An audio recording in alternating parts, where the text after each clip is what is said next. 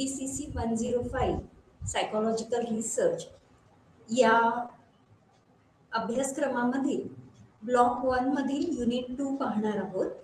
हे जे युनिट 2 आहे हे समस्या विधान आणि परिकल्पना किंवा सिद्धांत कल्पना म्हणजेच प्रॉब्लेम आणि हायपोथेसिस या संदर्भातला आहे. या पूर्वीच्या तासाला आपण मानसशास्त्रीय संशोधन म्हणजे काय, त्याच्यातले काही महत्त्वाचे टप्पे आणि त्याचबरोबर मानसशास्त्रीय संशोधनामधल्या नैतिक बाबींची चर्चा केली होती. आता या प्रकरणामध्ये आपण या मानसशास्त्रीय संशोधनामधल्याच पहिल्या टप्प्यापासून सुरुवात करणार आहोत आणि तो पहिला टप्पा जो आहे तो समस्या विधान आणि परिकल्पना सिद्धांत कल्पना किंवा हायपोथेसिस या संदर्भातला आहे. हे प्रकरण शिकल्यानंतर आपल्यापैकी अनेक जण विश्वसनीय आणि वैध संशोधन करत असताना ज्या काही समस्या येणार आहेत त्या समस्यांबद्दल अधिकच किंवा आधीच ज्ञान प्राप्त करू शकतील.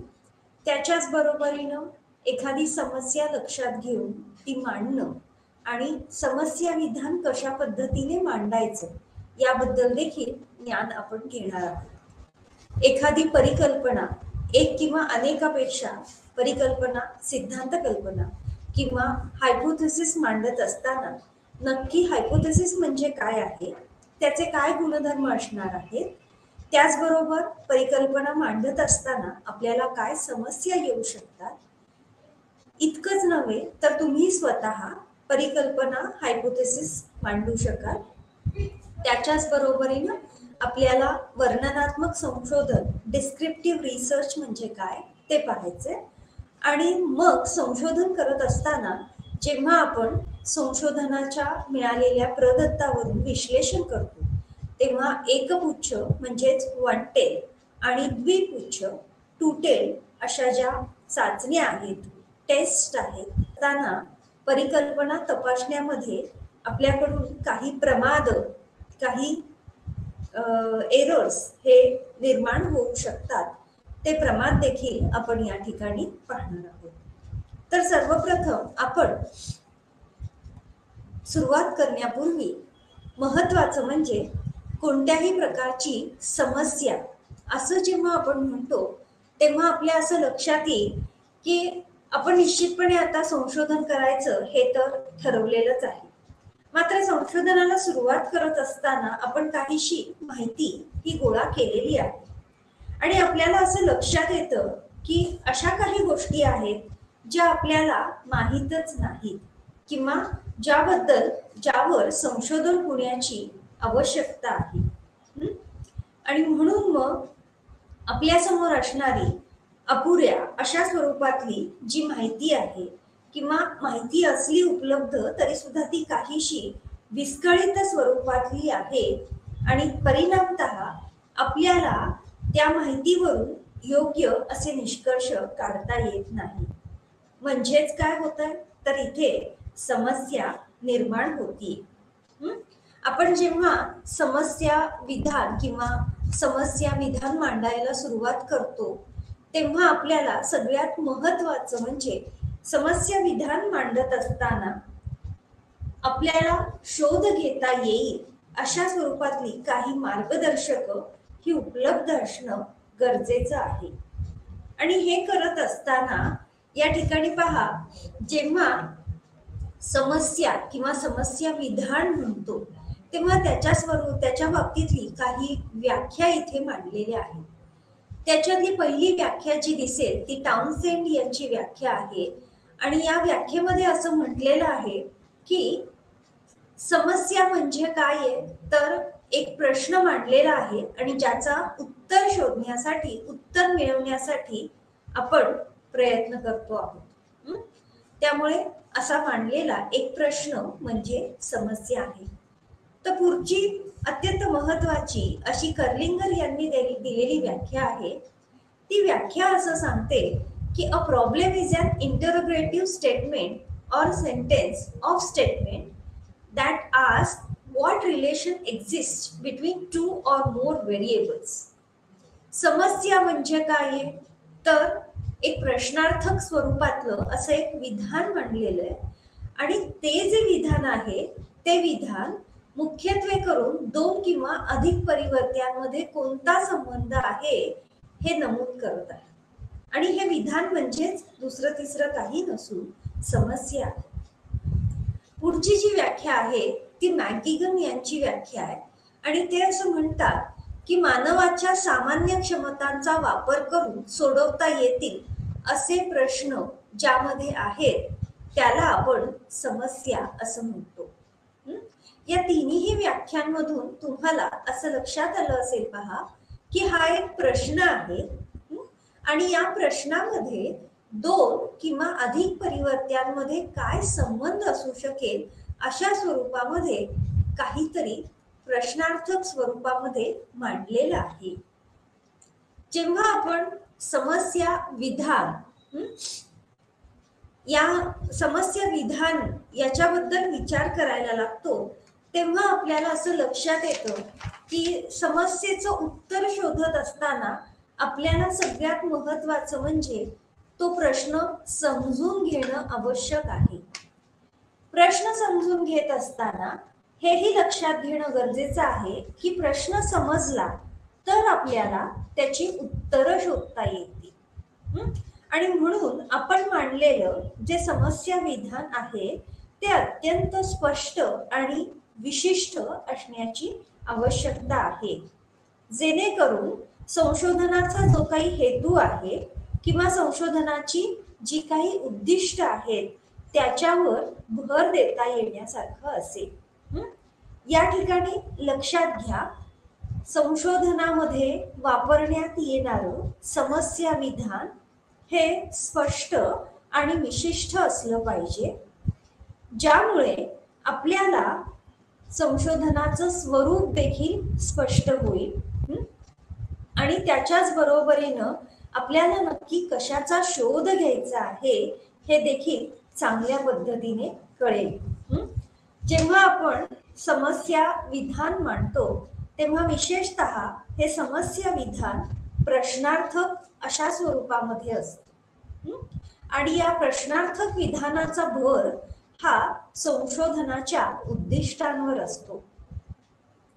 म्हणजेच काय तर विधान प्रश्नार्थक होत असताना आपल्याला हे लक्षात घेतली पाहिजे की यापूर्वी झालेली संशोधनं कदाचित ती विशिष्ट समस्या सोडवू शकल्या नाहीत किंवा संशोधन समस्या सोडवू शकत नाहीत याचाच अर्थ काहीतरी तफावत आहे किंवा सद्यस्थितीमध्ये असणारं ज्ञान, सद्यस्थितीमध्ये असणारी माहिती आणि प्रत्यक्षामध्ये त्यासाठी केले जाणारे प्रयत्न, सोडवणुकीसाठी केले जाणारे प्रयत्न याच्यामध्ये कुठेतरी काहीतरी गॅप आहे आणि ही गॅप लक्षात आल्यानंतर आपण ते समस्या विधान प्रश्नार्थक स्वरूपामध्ये मांडतो. त्यामुळे हे समस्या विधान प्रश्नार्थक स्वरूपामध्ये मांडत असताना स्पेसिफिकली आपल्याला त्याचं स्पष्टीकरण हे शास्त्रीय दृष्ट्या देणं आवश्यक ठरतं. पहा, इथे एक उदाहरण दिलेलं आहे की कर्मचाऱ्यांचं निर्वर्तन आणि त्यांची कामाची परिस्थिती यांच्यामधला संबंध हा कोणत्या प्रकारचा असतो. असं जेव्हा समस्या विधान मांडलेलं आहे तेव्हा आपल्याला हे लक्षात घेणं गरजेचं आहे की या ठिकाणी दोन परिवर्त्यांमधला संबंध तपासण्याचा संशोधकाचा हेतू आहे आणि म्हणून मगाशी म्हटल्याप्रमाणे समस्या विधान हे संशोधनाचा हेतू किंवा उद्दिष्ट याला अनुसरून असावं. त्यामुळे कर्लिंगर यांनी एक चांगले समस्या विधान कशाला म्हणता येईल यासाठी 3 महत्वपूर्ण असे निकष मांडलेले आहेत पहा. एक तर समस्या विधानाचा भर हा संशोधनातल्या 2 किंवा अधिक परिवर्त्यांवर असावा. इथे हे लक्षात घेण्यासारखं आहे की वरच्या उदाहरणामध्ये कर्मचाऱ्यांचं निर्वर्तन आणि कामाची परिस्थिती म्हणजे मग हे समस्या विधान चांगलं आहे का तर निश्चितपणे आहे. म्हणजे पहिला जो निकष आहे हा निकष या विधानाच्या मदतीने आपल्याला पटतो आहे की इथे 2 किंवा अधिक परिवर्त्यांवर भर दिलाय, विशेषतः कर्मचाऱ्यांचं निर्वर्तन म्हणजे परफॉर्मन्स आणि प्रत्यक्षामध्ये असणारी जी कामाची परिस्थिती म्हणजे वर्क एन्व्हायरमेंट आहे त्यामधला संबंध हा इथे नमूद केलेला आहे.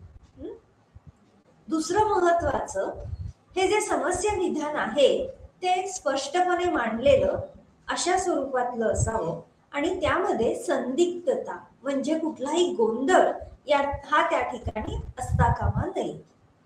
हे सुद्धा या कर्मचाऱ्यांच्या निर्वर्तनाच्या बाबतीत आणि कामाच्या परिस्थिती बाबतीत अचूक लागू पडणारं असं उदाहरण आहे पहा.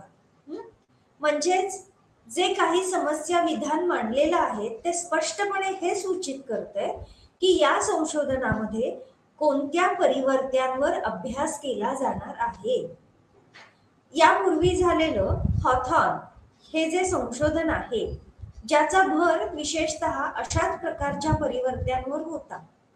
औद्योगिक मानसशास्त्र किंवा अलीकडे असणाऱ्या संघटनेच्या मानसशास्त्रामधल्या अत्यंत महत्वाच्या अशा 2 परिवर्त्यांवर इथे भर दिलेला दिसतो का.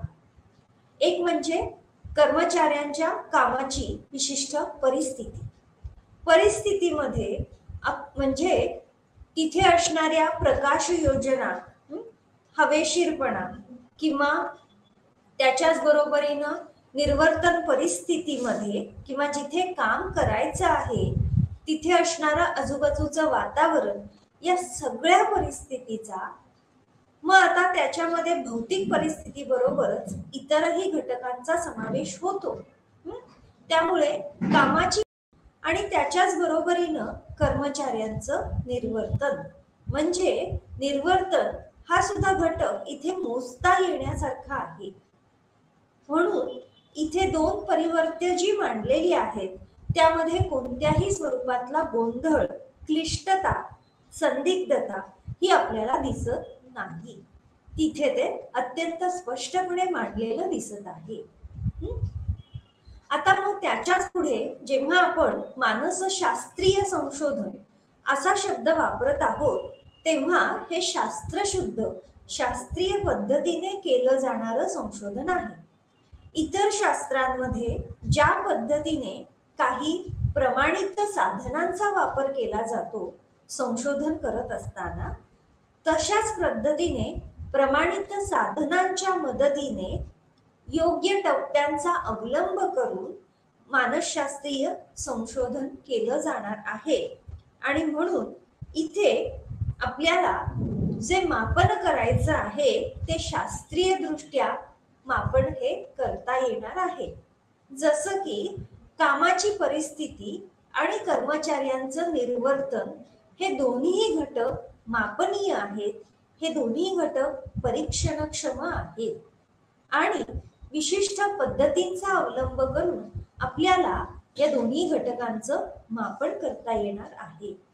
म्हणून कर्लिंगर यांनी जे 3 निकष मांडलेले आहेत पहा, एकतर 2 किंवा अधिक परिवर्त्यांवर संशोधनाचा भर, त्यानंतर संशोधनामध्ये जी काही परिवर्त्य किंवा जे काही संशोधनाच्या संदर्भामध्ये समस्या विधान मांडलं जाणार आहे त्यामध्ये कोणत्याही स्वरूपातला गोंधळ नसावा आणि त्याच्याच बरोबरीनं हे जे समस्या विधान आहे ते आपल्याला शास्त्रीय पद्धतीने परीक्षण हे त्याचं करता येणं, ज्याला सायंटिफिक टेस्टिंग असं म्हणतो, हे सायंटिफिक टेस्टिंग करता येणं आवश्यक आहे. एकदा का हे निकष आपल्याला कळाले की मग आपण ही जी शास्त्रीय समस्या आहे, हा जो सायंटिफिक प्रॉब्लेम आहे, याचे काय गुणधर्म आहे त्याकडे वळूया. त्यामध्ये महत्वाचं म्हणजे एकदा का आपल्याला समस्या विधानाची व्याख्या कळाली आहे आणि त्यामुळे त्या व्याख्येला अनुसरून समस्या विधानाचे काही महत्वाचे गुणधर्म आहेत पहा.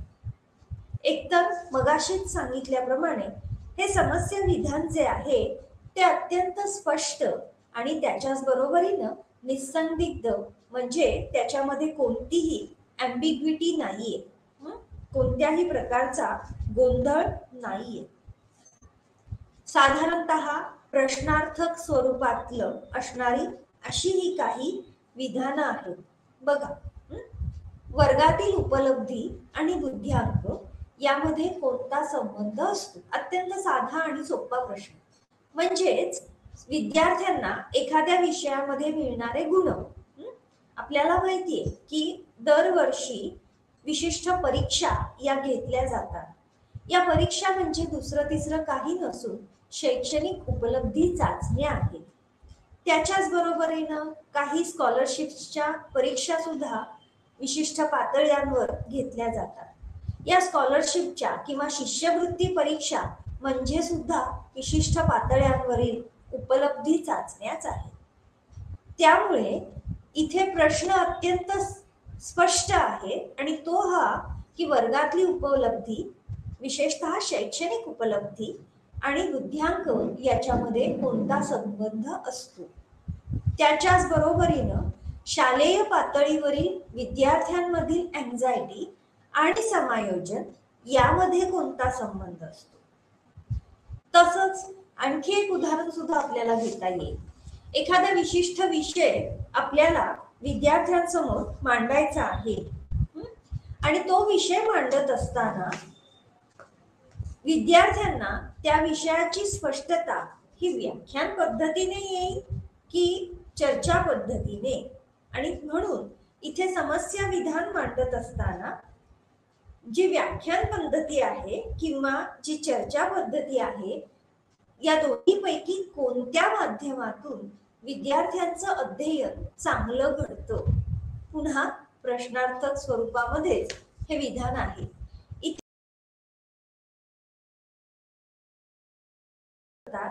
की समस्या विधान जे मांडलेलं आहे त्यामध्ये कोणत्याही प्रकारचा गोंधळ नाहीये. त्याच्यात अत्यंत स्पष्ट अशा स्वरूपामध्ये शास्त्रीय असं समस्या विधान मांडलेलं दिसतं. त्यानंतर महत्वाचा असा दुसरा गुणधर्म म्हणजे समस्या विधानामध्ये दोन किंवा अधिक परिवर्त्यांमधील संबंध हा तपासला जातो किंवा दोन किंवा अधिक परिवर्त्यांमधील संबंध हा मांडलेला आहे, एक्सप्रेस केलेला आहे. आणि त्यामुळे अशा स्वरूपामधलं जेव्हा दोन किंवा अधिक परिवर्त्यांमधला संबंध मांडलेला असतो त्यामुळे संशोधकाला या परिवर्त्यांमध्ये बदल करणं शक्य होतं. इथे सायंटिफिक भाषेमध्ये, शास्त्रीय भाषेमध्ये मॅन्युप्युलेट विशेषतः संशोधकाच्या हातामध्ये असणारी जी परिवर्त्य आहेत ती संशोधकाला बदल करता येत आहेत, त्याच्यामध्ये मॅन्युप्युलेशन करता येते, ज्याचा परिणाम इतर परिवर्त्यांवर होतो आहे किंवा नाही हे तपासलं जाणार आहे, हे अभ्यासलं जाणार आहे. आणि म्हणून जेव्हा आपण दोन किंवा अधिक परिवर्त्यांमधील संबंध असं नमूद करतो तेव्हा आपल्याला इथे की दोन किंवा अधिक परिवर्त्य जी आहेत त्यामध्ये बदल करता येण्याचं किंवा बदल करण्याचं स्वातंत्र्य हे संशोधकाला असतं. आता याच्या संदर्भात आणखी एक महत्वाचं उदाहरण पाहूया. वर्गामध्ये शिक्षक विविध पद्धतीने प्रबलक म्हणजेच बक्षिसांचा वापर करत असतात. एक समस्या विधान असं मांडलेलं आहे की विद्यार्थ्यांच्या कार्यनिर्वर्तनामध्ये किंवा विद्यार्थ्यांच्या निर्वर्तनामध्ये शिक्षकांनी दिलेल्या प्रबलकामुळे फरक पडतो का, असं समस्या विधान मांडलेलं आहे. त्यामुळे इथे जेव्हा परिवर्तन की पुन्हा या समस्या विधानामध्ये दोन परिवर्त्य आहेत. मी समस्या विधान पुन्हा मांडते. समस्या विधान असं आहे, शिक्षकांनी दिलेल्या प्रबलकामुळे, प्रबलक रिइन्फोर्समेंट बक्षीस, शिक्षकांनी दिलेल्या प्रबलकामुळे विद्यार्थ्यांच्या निर्वर्तनामध्ये, विद्यार्थ्यांच्या परफॉर्मन्स मध्ये फरक होतो का. फरक म्हणण्यापेक्षा सुधारणा होते का, सकारात्मक अशा दिशेने हे विधान, प्रश्नार्थक विधान मांडलेलं आहे पहा. त्यामुळे आपल्याला इथे लक्षात येईल की इथे एक म्हणजे शिक्षकांद्वारे दिलं जाणारं प्रबलक आणि दुसरं म्हणजे विद्यार्थ्यांच्या निर्वर्तनातील सुधारणा, अशी दोन परिवर्त्य या प्रश्नार्थक विधानामध्ये आपल्याला दिसून येतात. त्यामुळे ही जी दोन परिवर्त्य आहेत, ही परिवर्त्य या समस्येमधून शास्त्रीय पद्धतीने कसा अभ्यास करता येईल आणि त्याच्याच बरोबरीनं शिक्षकांनी दिलेल्या प्रबलकाचा परिणाम हा कसा असेल याच्याबद्दल सुद्धा शास्त्रीय अभ्यास करण्यासाठी दिशा मिळते पहा. आणि म्हणून जेव्हा आपण एखादं समस्या विधान मांडतो तेव्हा त्या समस्या विधानाच्या बाबतीमध्ये शास्त्रीय पद्धतीने जर आपल्याला ते तपासायचं असेल तर महत्वाचं म्हणजे मांडलेल्या समस्येचं समाधान हे करता येणारं अशा स्वरूपातलं हे विधान असावं. त्याच्याच बरोबरीनं जेव्हा आपण शास्त्रीय पद्धतीने तपासणार आहोत तेव्हा मिळणारी माहिती किंवा मिळणारा प्रदत्त हा संख्यात्मक, क्वांटिटेटिव्ह अशा स्वरूपात असावा लागतो. त्याच्याच बरोबरीनं जे परिवर्त्य मांडलेले आहेत ते अत्यंत स्पष्ट आणि अचूक मांडलेले असण्याची आवश्यकता आहे. उदाहरणार्थ दिलं जाणारं प्रबलन मानसशास्त्रीय संशोधनामध्ये किंवा अध्ययनासारख्या बाबतीमध्ये प्रबलनाच्या सारण्या या विविध पद्धतीने वापरल्या जातात, शेड्यूल्स ऑफ रिइन्फोर्समेंट. त्यामुळे ते कशा पद्धतीने प्रबलन वापरलं जाईल त्यामध्ये आपल्याला संख्यात्मक बदल सुद्धा करता येऊ शकतात आणि विद्यार्थ्यांमधलं निर्वर्तन किंवा विद्यार्थ्यांचा परफॉर्मन्स तपासण्यासाठी देखील आपल्याला विशिष्ट मापन श्रेण्यांचा वापर करता येऊ शकतो. त्यामुळे इथे मांडलेली जी परिवर्त्य आहेत ही तुलनेने स्पष्ट आणि अचूक अशा स्वरूपातली आहेत. यावरून तुम्हाला लक्षात आलं असेल की समस्या विधान, त्याबाबत असणारी स्पष्टता आणि त्याच्याच बरोबर दोन किंवा अधिक परिवर्त्यांमधील शास्त्रीय संबंध तपासता आला पाहिजे. शास्त्रशुद्ध पद्धतीने त्या दोन परिवर्त्यांमधील किंवा अधिक परिवर्त्यांमधील संबंध हा तपासता यावा अशा स्वरूपामधलं हे समस्या विधान मांडलेलं असण्याची आवश्यकता आहे.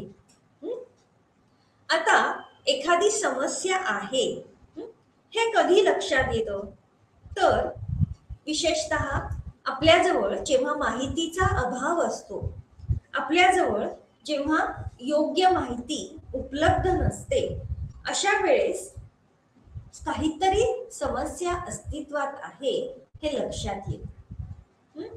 आणि ही समस्या लक्षात येत असताना पहिला महत्वाचा घटक किंवा पहिला महत्वाचा भाग याच्यासाठी 3 महत्वाचे मार्ग आहेत. याच्यातला पहिला मार्ग म्हणजेच गॅप इन नॉलेज. आपल्याजवळ जे ज्ञान आहे त्यामध्ये कुठेतरी गॅप किंवा काहीशी पोकळी ही त्या ठिकाणी निर्माण झालेली आहे. म्हणजेच आपल्याजवळ असणारी माहिती अपुरी आहे याची व्यक्तीला जाणीव होणे. अशा वेळेस आपल्याला हे लक्षात येऊ शकतं की काहीतरी समस्या अस्तित्वात आहे. बघा, सद्यस्थितीमध्ये समजा तुम्हाला एका विशिष्ट समूहाचा अभ्यास करत आहात आणि या विशिष्ट समूहाला कोणत्या स्वरूपातला मानसोपचार देता येईल, त्याचबरोबरीनं मानसोपचार कोणत्या स्वरूपातला प्रभावी ठरेल याचा अभ्यास करायचा आहे.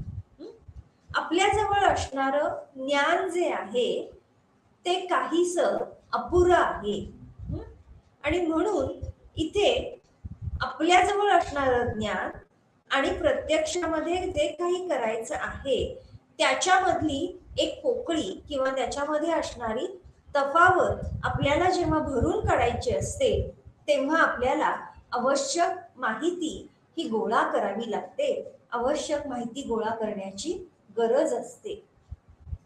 इतकंच काय, तर दुसरा मार्ग म्हणजेच परस्पर विरोधी फलिते किंवा कॉन्ट्राडिक्टरी रिझल्ट. अनेक प्रकारची संशोधनं ही झालेली असतात. उदाहरणार्थ मानसशास्त्रामध्ये अध्ययन, बुद्धिमत्ता या बाबतीतली अनेक संशोधनं ही झालेली आहेत. मात्र त्या संशोधनाची जी फलितं आहेत ती सुसंगत नाहीये. त्या फलितांबाबत परस्पर विरोधी असं काहीतरी फलितं ही दिसून येतात. आणि म्हणून मग ही फलितं किंवा ही मिळालेली परस्पर विरोधी अशी जी फलितं आहेत त्यामध्ये सुसंगती येण्याच्या दृष्टीने आपल्याला समस्या आहे हे लक्षात येतं. त्याच्याच बरोबरीनं वास्तवाचं स्पष्टीकरण देत असताना किंवा ज्या फॅक्ट्स आहेत, जी फॅक्च्युअल इन्फॉर्मेशन आहे त्याचं स्पष्टीकरण देत असताना देखील आपल्याला समस्या आहे हे लक्षात येतं.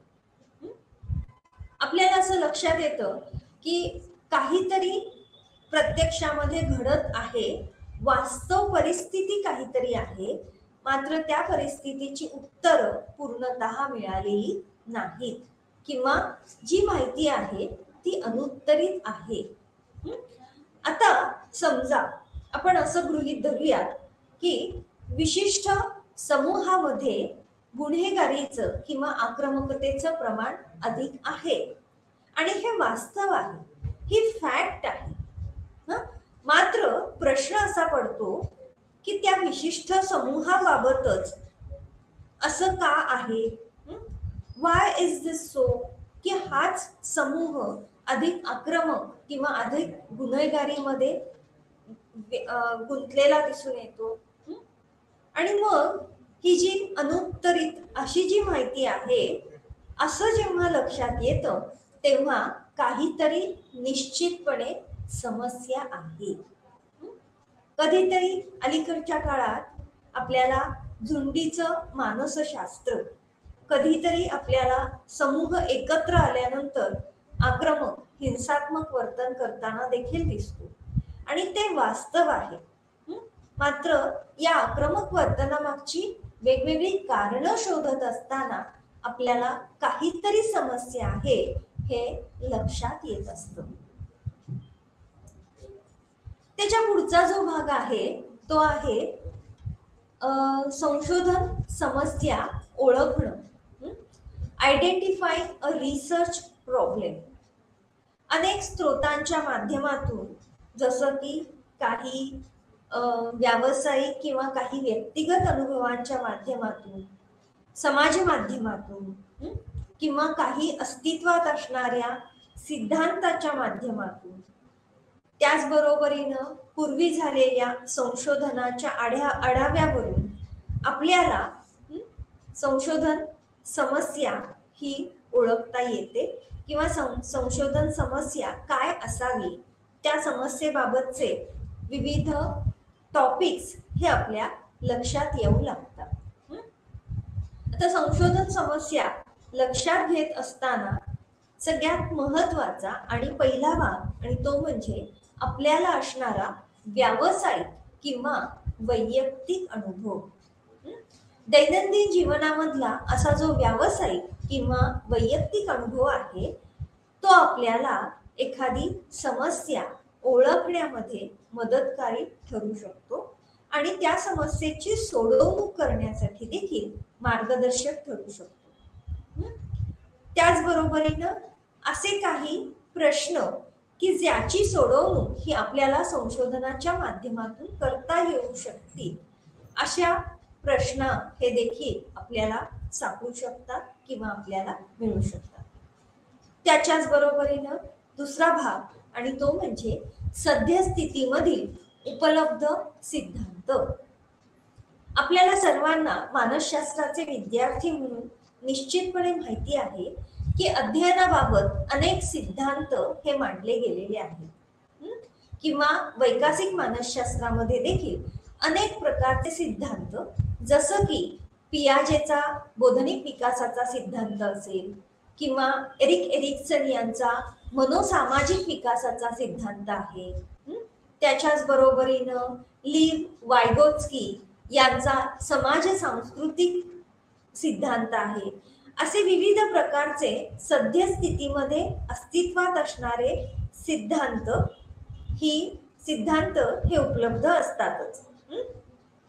आणि त्यामुळे आपण जेव्हा सद्यस्थितीमधील उपलब्ध सिद्धांताबाबत संशोधन करायला सुरुवात करतो, तेव्हा देखील आपल्याला संशोधनाची समस्या किंवा संशोधनाचा प्रश्न हा आढळून येतो. आणि त्यामुळे साधारणतः जेव्हा एखादा सिद्धांत, विशेषतः चिकित्सालयीन संशोधनाच्या बाबतीमध्ये आपण जेव्हा सिद्धांतांचा विचार करायला लागतो, तेव्हा आपल्याला असं लक्षात येतं की हे सिद्धांत पडताळून पाहत असतानाच आपल्याला संशोधनाची समस्या आहे असं लक्षात येतं, किंवा आपल्याला संशोधन समस्या ही सुद्धा मांडता येते. मानसशास्त्रामध्ये जे काही सिद्धांत मांडले गेलेले आहेत, ते सिद्धांत पुन्हा पुन्हा तपासून पाहण्याचं, त्याची पुन्हा पुन्हा पडताळणी करण्याची आवश्यकता आहे. आणि त्यामुळे हे जे वेगवेगळे सिद्धांत मांडलेले आहेत, हे सिद्धांतच मुळात विशिष्ट समस्येचा एक चांगला स्रोत असू शकतो.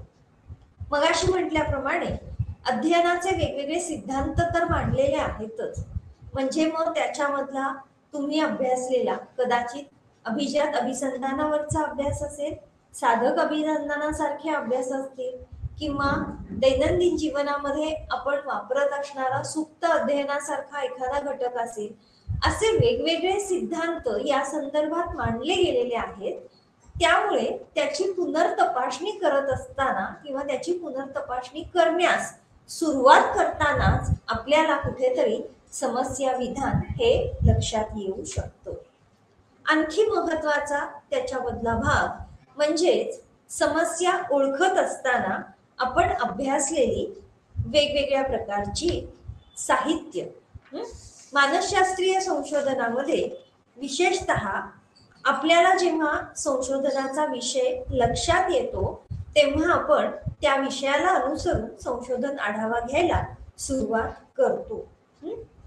आणि हा संशोधनाचा आढावा घेत असताना आपण भारतीय तसेच परदेशातली काही पुस्तकं, नियतकालिकं, त्याच्याच बरोबरीनं शोधपत्रिका, काही हस्तपुस्तिका, विश्वकोश, त्याच्याच प्रमाणे मनोरमा सारख्या काही इयरबुक याचा आपण वापर करत असतो. NCERT देखील काही सर्वेज शैक्षणिक क्षेत्राशी संबंधित, शिक्षणशास्त्र आणि मानसशास्त्र यांचा खूप जवळचा संबंध आहे. त्यामुळे NCERT दिलेले काही सर्वेक्षण, त्याच्याच बरोबरीनं साईक इन्फो सारखे डेटाबेसेस, संशोधनांचा एक मोठा साठा आहे तो, ज्यामध्ये जेस्टोर असेल, प्रोक्वेस्ट असेल, यासारखे जे डेटाबेसेस आहेत, अशा अनेक माध्यमातून आपल्याला संशोधनासाठी आवश्यक असणारं साहित्य, लिटरेचर हे उपलब्ध होऊ शकतं. मग त्या आधारे आत्ता सद्यस्थितीमध्ये असणारी माहिती आणि प्रत्यक्षामध्ये जी माहिती मिळवायची आहे, त्या संदर्भातले एक प्रकारची असणारी तफावत ही लक्षात येते. आपल्याला असेही काही घटक किंवा असेही काही परिवर्ते मिळतात की ज्यावर अजिबातच संशोधन झालेली नाहीत किंवा त्या संदर्भातलं साहित्य हे उपलब्ध नाही. आणि म्हणून अत्यंत विशिष्ट पद्धतीने या वेगवेगळ्या माध्यमातून आपल्याला संशोधन समस्या ही लक्षात येते, किंवा संशोधन समस्या ही आपल्याला ओळखता देखील येते. अलीकडे समाज माध्यमांमधून अशाच स्वरूपातली, अत्यंत अरचित अशा स्वरूपातली देखील माहिती ही उपलब्ध होऊ लागलेली आहे. जसं की फेसबुक, व्हॉट्सअप, ट्विटर याच्या माध्यमातून देखील खूप सॅच्युरेटेड असं ज्याला म्हणतो, विस्कळीत अशा स्वरूपातली माहिती उपलब्ध व्हायला लागलेली आहे. मात्र ती माहिती शास्त्रीय असते का, याबाबत पुन्हा प्रश्नचिन्ह निर्माण होतो.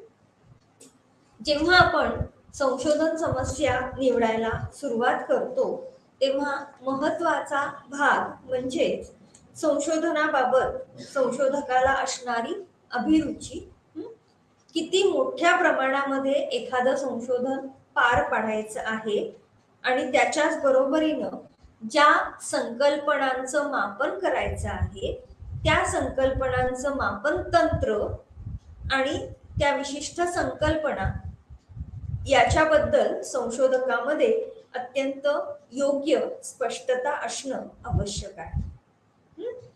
त्याचबरोबरीनं आपल्याजवळ उपलब्ध असणारी माहिती, आपल्याला कशा पद्धतीने माहिती उपलब्ध होईल, मग त्यामध्ये डेटा अवेलेबिलिटी आणि त्याच्याच बरोबरीनं नैतिक भाग, नैतिक घटक हे देखील तितकेच महत्वाचे ठरतात. आपण जर एखाद्या संशोधनाची समस्या हे सगळे घटक लक्षात न घेता निवडली तर मुख्यत्वे करून आपल्याला त्या समस्येचं समाधान करणं किंवा त्याचं प्रत्यक्षामध्ये उत्तर मिळवणं हे काहीसं अवघड होऊन बसेल.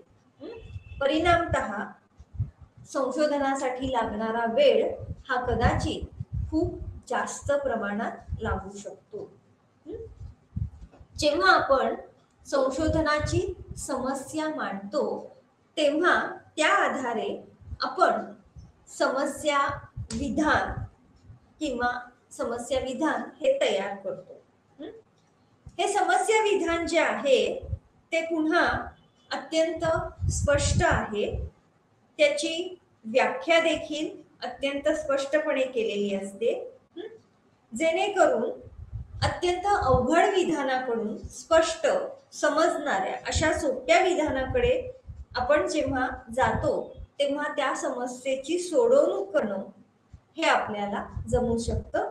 त्याच्याच बरोबरीनं विशिष्ट मांडलेली समस्या जी आहे त्यामध्ये त्याबाबत देखील आपल्याला स्पष्टता येते. जेव्हा आपण संशोधनाचं विधान मांडतो तेव्हा प्रत्येक वेळेस हे संशोधन विधान अत्यंत सोप्या शब्दामध्ये असेलच असं नाही. परिणामतः संशोधकाला त्या समस्या विधानाचं सोडवणूक करण्यासाठी, त्याच्याच बरोबरीनं त्याच्यावर विचार करण्यासाठी, त्याचा पुन्हा पुन्हा शोध घेण्यासाठी म्हणून आपल्याला खूप वर्ष वाया घालवावी लागू शकतात. म्हणजेच काय तर पुन्हा संशोधन विधान हे अत्यंत स्पष्ट असण्याची आवश्यकता आहे. संशोधन विधानाच्या माध्यमातून आपल्याला किंवा संशोधकाला कोणता नमुना गट निवडायचा आहे याबाबत देखील अत्यंत स्पष्टता ही येऊ शकते. समस्या विधान जे आहे किंवा संशोधनाची समस्या मांडत असताना त्या माध्यमातून आपल्याला संशोधनाचा हेतू, संशोधनाचं ध्येय हे अधिक स्पष्ट होतं. इथे पहा, कर्लिंगर असं म्हणतायत की जेव्हा एखाद्या व्यक्तीला एखादं समस्याची सोडवणूक करायची आहे किंवा एखादी समस्या ही सोडवायची आहे, त्यासाठी सगळ्यात महत्वाचं काय आहे तर आपल्याला आधी हे माहित पाहिजे की समस्या निश्चितपणे काय आहे. One must know what the problem is. नक्की आपल्याला समस्या काय आहे हे माहित असणं गरजेचं आहे. कारण खूप मोठ्या प्रमाणामध्ये जर आपल्याला समस्या कळली तर त्याच्या सोडवणुकीसाठी आपण प्रयत्न करू शकतो.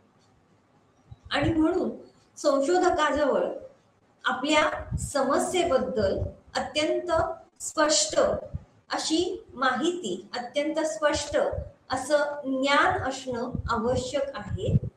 आणि हे करत असताना योग्य दिशेने विचार होणं देखील गरजेचं आहे.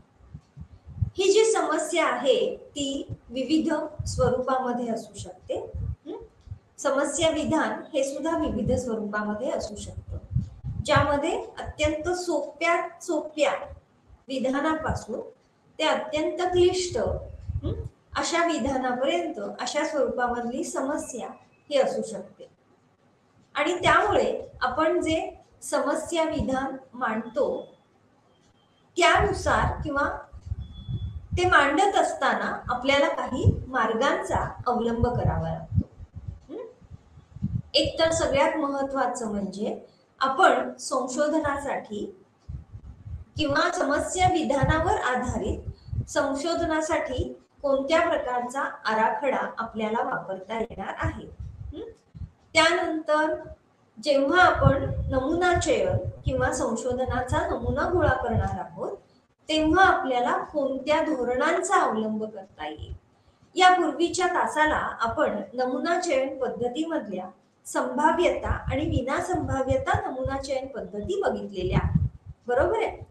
त्यामुळे या संशोधन विधानानुसार एकतर संशोधनाचा आराखडा, त्या संशोधनामध्ये वापरण्यात येणारं नमुना चयन किंवा सॅम्पलिंग मेथड, सॅम्पलिंग स्ट्रॅटेजी, त्याचबरोबरीनं कोणत्या प्रकारच्या साधनाचा वापर केला जाणार आहे किंवा प्रमाणित कोणतं साधन वापरणार आहोत किंवा कोणतं साधन आपण प्रमाणित करणार आहोत, विकसित करणार आहोत.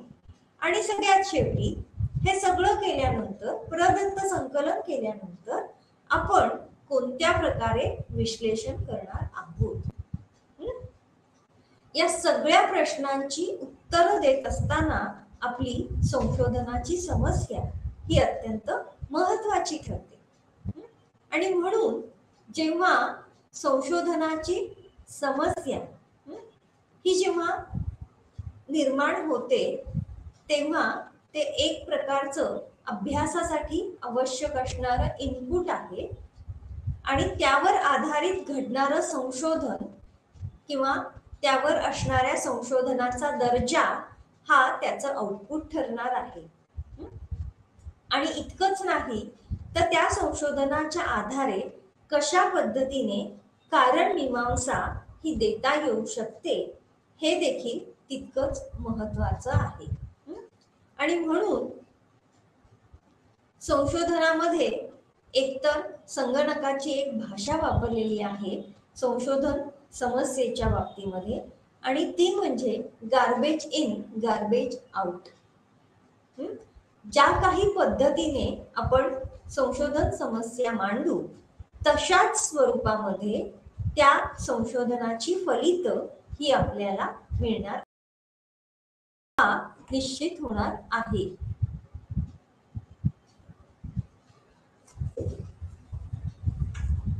हे संशोधन ठरवत असताना किंवा संशोधनाचं महत्व लक्षात घेत असताना काही महत्वाच्या गोष्टी या ठिकाणी आपल्याला लक्षात घ्याव्या लागतील. आणि ते म्हणजे जेव्हा आपण संशोधनाची समस्या किंवा समस्या विधान मांडतो तेव्हा एकतर अत्यंत साध्या आणि सोप्या भाषेमध्ये हा एक प्रकारचा प्रवास आहे आणि प्रवासाला कोणत्याही सुरुवात करत असताना आपल्याला निश्चितपणे माहिती असतं की आपण कुठे पोहोचायचं म्हणजे आपलं डेस्टिनेशन काय आहे. आणि त्यामुळे एकतर संशोधन समस्या मांडत असताना आपल्याला सुरुवातीलाच डेस्टिनेशन काय असेल हे प्रवासाला जाण्यापूर्वीच लक्षात घेणं आवश्यक आहे. जर आपल्याला आपला डेस्टिनेशन किंवा मला नक्की कुठे पोहोचायचे माझा टप्पा कुठला असणार आहे समस्या जर ते समस्या विधान योग्य पद्धतीने मांडलेलं असेल तर आपल्या संशोधनाच्या फलितांबद्दल आपण योग्य किंवा चांगली फलितं मिळतील अशी अपेक्षा ही ठेवू शकतो. पुन्हा इथे या ठिकाणी नमूद केल्याप्रमाणे गार्बेज इन आणि गार्बेज आउट हे जे कम्प्युटरशी रिलेटेड आहे की जे आपण भरणार आहोत तशीच आपल्याला फलित सुद्धा मिळणार आहेत आणि त्याची मुळात सुरुवात जी होते आहे ती सुरुवात होत आहे ती इथे मांडलेल्या समस्या विधानापासून. आणि म्हणून संशोधनाचं समस्या विधान हे अत्यंत महत्वाचं ठरतं. आणि मग एकदा का ही सगळी पार्श्वभूमी आपल्या लक्षात आली की मग आपल्याला संशोधनाच्या समस्यांचे काही प्रकार इथे बघता येतात. या प्रकारांमध्ये पहिला जो प्रकार आहे तो प्रकार आहे युनिव्हेरिएबल प्रॉब्लेम, एकपरिवर्ती समस्या. आता युनि म्हटलं की तिथे एक. यामध्ये जेव्हा समस्या निर्माण होते तेव्हा त्या समस्येमध्ये शीर्षकामधूनच तुम्हाला लक्षात येईल की त्या समस्येमध्ये एकच स्वतंत्र परिवर्त्याचा विचार केला जाणार आहे आणि त्या एक स्वतंत्र परिवर्त्यावर आधारित काही गृहीतक किंवा काही विधानं मांडली जाणार आहे. त्यामुळे संशोधन करत असताना संशोधकाचा भर हा केवळ एकाच परिवर्त्यावर आहे, एकापेक्षा अधिक परिवर्त्यावर भर दिला जाणार नाही. उदाहरणार्थ मगाशा उदाहरणामध्ये शैक्षणिक उपलब्धी ही बघत असताना त्या शैक्षणिक उपलब्धीचा संबंध हा फक्त एका परिवर्त्यावर म्हणजेच एका स्वतंत्र परिवर्त्याशी जोडला गेलेला असेल आणि तो म्हणजे बुद्धिमत्ता. खरं तर शैक्षणिक उपलब्धी हा घटक इतरही अनेक घटकांशी, इतरही अनेक परिवर्त्यांशी संबंधित असू शकतो. मात्र या एक परिवर्ती समस्येमध्ये संशोधक फक्त एकाच परिवर्त्यावर आपलं पूर्ण काम करणार आहे. आणि त्यामुळे जेव्हा आपण याच्या विश्लेषणाचा विचार करतो तेव्हा देखील जी सिद्धांत कल्पना किंवा जे गृहीतक मांडलं जाणार आहे, जी परिकल्पना मांडली जाणार आहे ती या एका परिवर्त्यावर आधारित एकतर परिकल्पना स्वीकारली जाईल किंवा नाकारली जाणार आहे. इथे तुम्हाला लक्षात आलं असेल एक परिवर्ती अशा स्वरूपातली जेव्हा समस्या आहे तेव्हा संशोधक फक्त त्याच्या संशोधनाचा भर हा एकाच परिवर्त्यावर ठेवतो आणि मुख्यत्वे करून इतर परिवर्त्य ही बाजूला ठेवलेली आहेत. त्यानंतर दुसरा जो प्रकार आहे ज्याला बाय व्हेरिएबल्स प्रॉब्लेम किंवा द्विपरिवर्ती समस्या असं म्हटलेलं आहे. आता जे आपण उदाहरण बघितलं त्या बाबतीत पुन्हा द्विपरिवर्ती समस्येच्या बाबतीमध्ये मुख्यत्वे करून जेव्हा अनुमान काढलं जाणार आहे तेव्हा ते दोन परिवर्त्यांच्या संबंधामध्ये दोन परिवर्त्य ही तिथे नमूद केली जाणार आहेत की ज्यावर दोन स्वतंत्र परिवर्त्य ही असणार आहेत की ज्यावर आपलं समस्या विधान हे अवलंबून असणार आहे. आणि त्यामुळे याला द्विपरिवर्ती समस्या किंवा बाय व्हेरिएबल्स प्रॉब्लेम असंही म्हटलं जातं. त्यामुळे एकाच वेळी जो संशोधक आहे तो अभ्यासासाठी घेतलेल्या दोन परिवर्त्यांवर आपलं लक्ष केंद्रित करत असतो. उदाहरणार्थ आधीच्याच उदाहरणामध्ये एकीकडे आपण असं म्हटलेलं आहे की विद्यार्थ्यांची उपलब्धी ही बुद्धिमत्तेशी संबंधित आहे का, आणि त्यामुळे तिथे उपलब्धी हा जो घटक आहे जे अवलंबी परिवर्त्य आहे ते कशावर अवलंबून आहे तर बुद्धिमत्तेवर. एक परिवर्ती जेव्हा समस्या असेल तेव्हा संशोधक फक्त बुद्धिमत्तेवरच लक्ष केंद्रित करेल. मात्र जेव्हा द्विपरिवर्ती समस्या असेल मग आता इथे संशोधकाला समस्येमध्ये या विचाराला सुरुवात होतीये. पहा इथे हा विचार करणं गरजेचं आहे की विद्यार्थ्यांच्या उपलब्धीबाबत बुद्धिमत्ते व्यतिरिक्त आणखी कुठले कुठले घटक असू शकतात. मग दुसरा एक महत्वाचा घटक असू शकतो की पालकत्व. बऱ्याच वेळेस विद्यार्थी अशा काही कुटुंबांमधून येत असतात की ज्याचा परिणाम देखील विद्यार्थ्यांच्या उपलब्धीवर होत असतो. त्यामुळे द्विपरिवर्ती समस्या मांडताना बुद्धिमत्तेबरोबर आणखी एका परिवर्त्याकडे लक्ष वळवावं लागेल. इथे उदाहरणादाखल पालकत्व हे आणखीन एक परिवर्त्य तिथे अभ्यासाला संशोधकाला घेता येईल आणि याचा परिणाम हा अभ्यासण्यात येणार आहे. या दोन परिवर्त्यांचा होणारा परिणाम हा मुख्यत्वे करून विद्यार्थ्याच्या उपलब्धीबाबत तपासण्यात येणार आहे.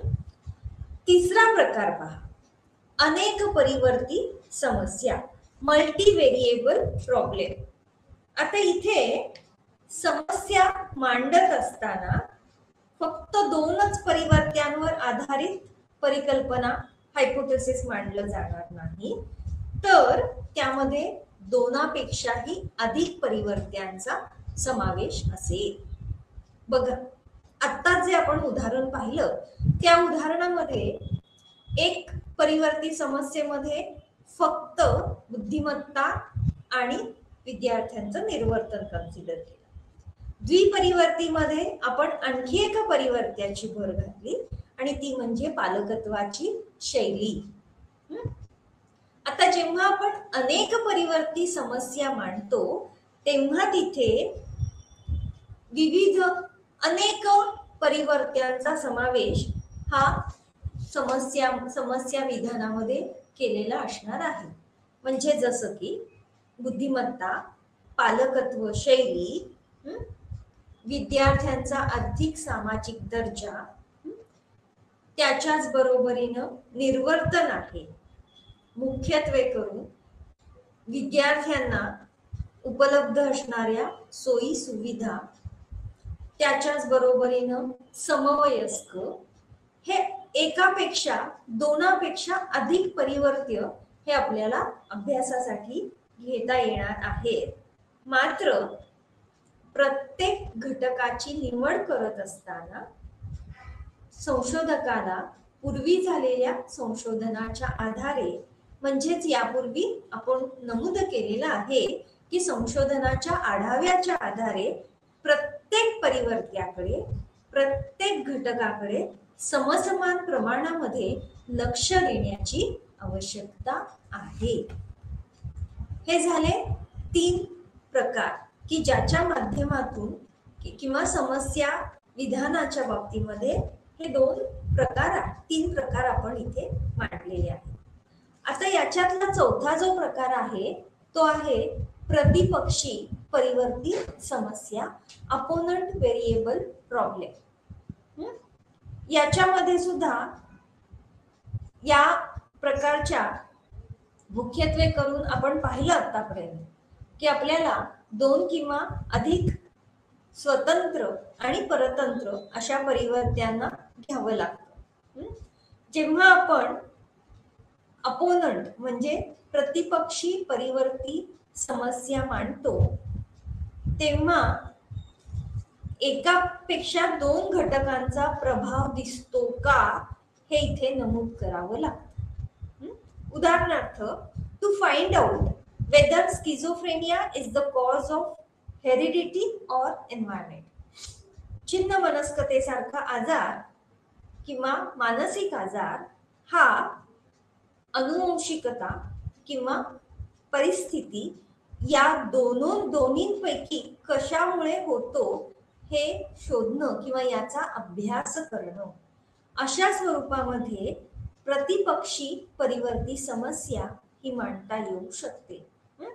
म्हणजे तुम्हाला लक्षात येईल की या प्रतिपक्षी परिवर्ती समस्येच्या बाबतीमध्ये प्रश्न किंवा विधान मांडतानाच 2 किंवा अधिक अशा स्वतंत्र आणि अवलंबी परिवर्त्यांचा वापर केला जाणार आहे.